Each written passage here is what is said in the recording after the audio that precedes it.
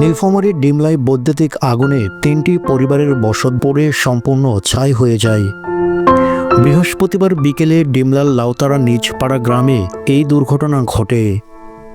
এতে প্রত্যক্ষদর্শী ও এলাকাবাসী জানান, বৈদ্যুতিক শর্ট সার্কিট থেকে আগুনের সূত্রপাত ঘটে।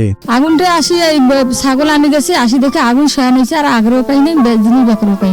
বিকাল 4টার সময় কারেন্টের তার বাস্ট হয়ে ঘরে আগুন লেগেছে। যেগুলো গরু বকরি মুরগি ছাগল কাপড় চোপড় ধান চাল সব পোড়া গেছে। অসহায় এই পরিবারগুলোর পাশে বেগম খালেদা জিয়ার ভাগ্নে প্রকৌশলী শাহরিন ইসলাম চৌধুরী তরুণের উদ্যোগে পাশে দাঁড়ান ডিমলা উপজেলা বিএনপি এবং এই ক্ষতিগ্রস্ত পরিবারদের আরও সহযোগিতার জন্য তাদেরকে আশ্বাস দেওয়া হয়। এদিকে ডিমলা উপজেলা বিএনপির নেতৃবৃন্দ ক্ষতিগ্রস্ত পরিবার 3টির মাঝে নিত্য প্রয়োজনীয় বাজার সামগ্রী এবং পরিধানের পোশাকের ব্যবস্থা করে। এই এলাকায় প্রয়োজনীয় অগ্নি নির্বাপক ব্যবস্থা না থাকায় প্রায় সময় অগ্নিকাণ্ডের ঘটনা ঘটে। গরিব অসহায় পরিবারের পুরো বাড়ি পুড়ে ছাই হয়ে গিয়েছে। এই খবর পাওয়ার পরে আমাদের প্রিয় নেতা ইঞ্জিনিয়ার শাহরিন ইসলাম চৌধুরী তুহিন ভাইকে অবগত করি।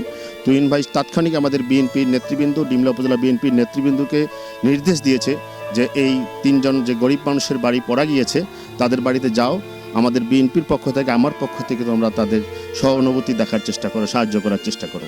উপজেলা বিএনপির পক্ষ থেকে সামান্য দিন যাপনের জন্য আমরা যে সামান্য উপহার সামগ্রী নিয়ে এসেছি তা ইতিমধ্যে আমরা বিতরণ করেছি, যাতে করে এই দুস্থ অসহায় পরিবার 3টি সরকারিও কিছু অনুদান পায়, তাহলে তাদের একটু উপকার হবে। এবং আমি এই যে মা বোনদের দেখে যাচ্ছি, সরকারিভাবে অনুদান দেওয়ার চেষ্টা করব। এবং আমি নিজেও আমরা বিএনপির পরিবার থেকে এবং আমার ব্যক্তিগতভাবে এদেরকে সাহায্য করার জন্য এখানে আসছি এবং করব।